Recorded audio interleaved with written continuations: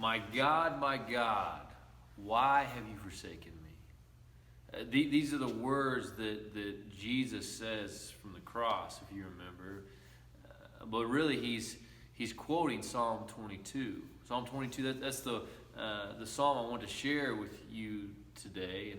And it starts out that way in verse 1, my God, why have you forsaken me? And as you read on, you see that this psalm, it's about yearning for the presence of God, and longing that God would make himself known, would make himself present. And this is the cry that Jesus has on the cross. But what I want us to see from this today is just the detail that comes from Psalm 22 that was written hundreds of years before the crucifixion of Christ, and really hundreds of years before crucifixion was even a thing. In verse 7, it says this, that everyone who sees me mocks me. They sneer and shake their heads at me. You remember the story of the crucifixion, that the crowd is mocking Jesus. In verse 8 it says that they sneer and they mock in this way. He relies on the Lord. Let the Lord save him. Let the Lord rescue him, since he takes pleasure in him.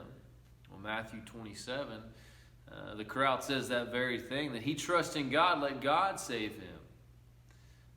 In verse 16 of the psalm, it says, for dogs have surrounded me. A gang of evildoers has closed on me. They pierced my hands and my feet, just as the hands and the feet of Jesus were pierced.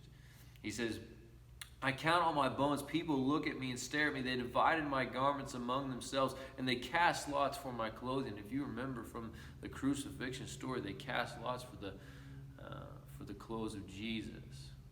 And so this psalm is significant for this reason, to remember that God had a plan for the crucifixion.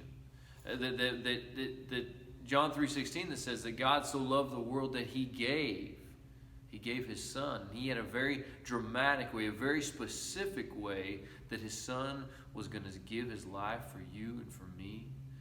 And so this is a reminder that God has a plan, that just as God has had a plan for the crucifixion to save us from our sins, he has a plan today.